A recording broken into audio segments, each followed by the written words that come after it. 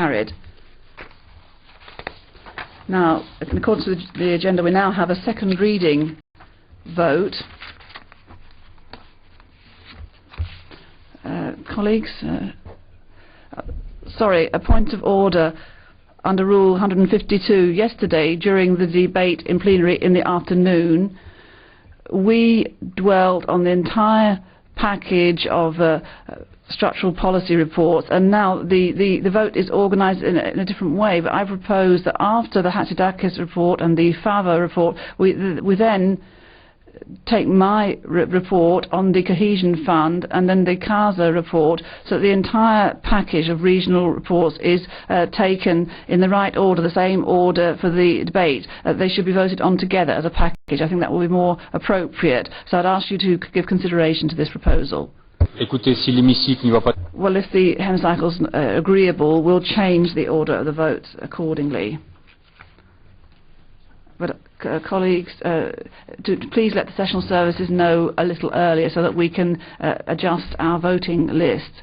Now, next we have a second reading vote on a common position of Council on the patentability, I can't even say it, the patentability of computer-implemented inventions. This is the Rocard report. I think that our rapporteur would like the floor. Merci, Monsieur. Thank you very much, President. All the big groups and even the small groups, I'm sorry, have taken this decision, but for different reasons. So I don't have a mandate or even the ability to comment on all the different motives behind this, but I do think there's a single meaning behind this decision. When it comes to the substance of the issue, we are split almost half and half, and so we don't really know what the result will be when it comes to getting a relative majority.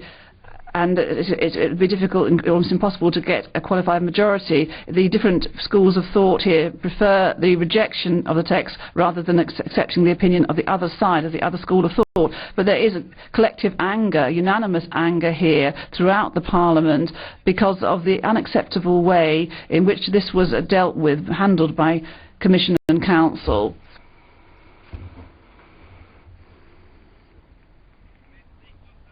Total contempt, even sarcasm and scorn about the opinions adopted by Parliament during the first reading. A total lack of any consultation by Commission when it came to the draft text for the second reading, and repeated attempts to prevent a debate between the governments in the Council itself. And the principle of that is already unacceptable. Europe is going through a crisis, and this is partly because of the democratic deficit in the institutions. The Council has overwhelming responsibility for this. The Council has shown with this issue that it isn't acting democratically, and this rejection of this position should serve as a lesson. To the Council. As for the substance, if you look at public opinion, which we represent here, the general thrust is that this issue is not ready for adoption. This legislation is not mature, and so we need to have a more detailed debate, an in-depth debate that would be capable of fostering consensus. This is a crucial issue, several billion dollars a year at stake here. What we need is a raising of awareness. That has started, and the rejection of this common position is a message to the Patent Office. The European Parliament has refused to do anything about the fact that we're drifting when it comes to the law on software. If this drift continues, then there'll be a majority in this House to stop this drift, this dangerous drift. Thank you very much, colleagues. Merci, Monsieur le rapporteur. Thank you very much, Rapporteur. Now move on to look at the common position. First of all, I have three identical amendments, 62, 65 and 71, and there's a roll call on those. The vote is open, 62, 65 and 71. The vote is open. Has everyone cast their vote? The vote is closed. 680 votes cast, 648 in favour, 14 against, 18 abstentions.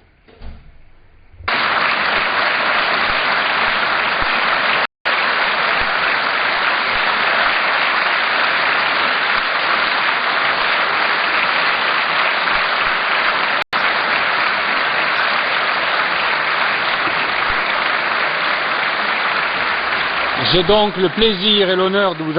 So I have the pleasure of announcing that the common position has been rejected and the act relating to patentability of computer implemented inventions is rejected. Mr. Puttering. President, we've always been hearing from the Commission that if the common position were to be rejected, the Commission would not be prepared to present a new proposal. I would like to refer to the interinstitutional agreement that we agreed to on the 15th of September 1999 with President Prodi, according to which the Commission is obliged to take initiatives if the Parliament calls upon it to do so. I have no doubt that the Parliament will be calling upon the Commission to table a new proposal, and I would like to remind the Commission that they are obliged to present a proposal, and I would insist that this in fact does happen. Madame Frassoni. Mrs. Frassoni, I don't want to debate.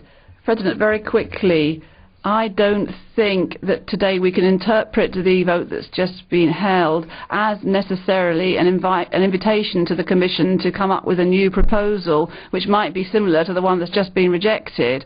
So I think this is something we'll have to reflect on and discuss on with the Commission. Chers collègues. Dear colleagues, in accordance with our rules of procedure and by courtesy, I suggest that the Commission take the floor. If the Commission would like to come in, you have the floor. Thank you, Mr. President. Honourable members, the rejection of the Council common position is, of course, the democratic rights of the Parliament as co-legislator with the Council. Many speakers during the debate yesterday mentioned the voice of the people and the role of democracy.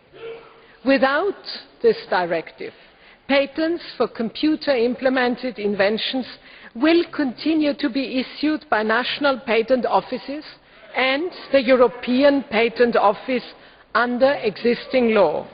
There will be no harmonization at EU level. This means that different interpretations as to what is patentable or not will continue without any judicial control by the European Court of Justice. Since the adoption of the common position, the Commission has maintained the view that should the Parliament decide to reject the common position, the Commission would respect this and would not present a new proposal.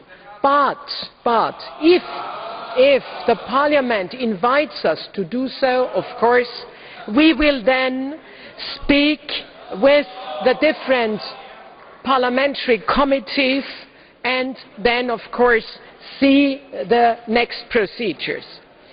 Various members have expressed the view that the Commission should present a non-sector specific instrument and that it should seek the adoption of the community patent. A large amount of national patent law is already aligned with the European Patent Convention and the Community Patent Convention of 1989. Now, again, Commissioner McCreevy will be happy to debate these matters with you. You already said you would invite us in the relevant committees and then also in the plenaries if you clearly wish so. On the future of the community patent, the key to agreement on this lies in the hands of the Council. Many options have already been explored formally and informally. Thank you, Mr. President. Le Parlement remercie. The Parliament would like to thank the Commission and thank our rapporteur, Mr. Rocard, for all the work he's done. Now, in accordance